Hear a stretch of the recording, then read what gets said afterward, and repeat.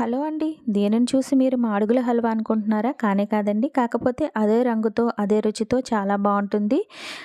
చూయీగా, స్ట్రెచీగా చాలా బావుంటుంది. హెల్తీ కూడా. ఒక్కసారి ఇంట్లో ట్రై చేయండి.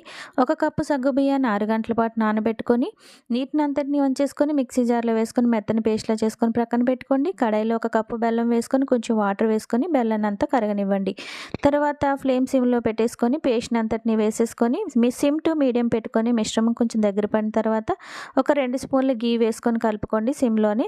తర్వాత ఇదంతా కొంచెం మరలా దగ్గర పడుతుంది కదా! ఇప్పుడు ఇందులోనే కొంచెం ఇలాచీ పౌడర్, సాల్టు, అలాగే డ్రై ఫ్రూట్స్ కూడా వేసుకోండి. అలాగే కొంచెమంత ఘీ కూడా వేసుకొని మరలా సిమ్‌లోనే ఒక 5 నిమిషాలు కలుపుకొని లాస్ట్‌లో మరొక స్పూన్ ఘీ వేసేసుకొని దించేసుకుంటే ఎంతో టేస్టీగా ఉండే, ఈజీగా ప్రాసెస్ చేసేసుకోగలిగే హల్వా అనేది రెడీ అయిపోతుందండి.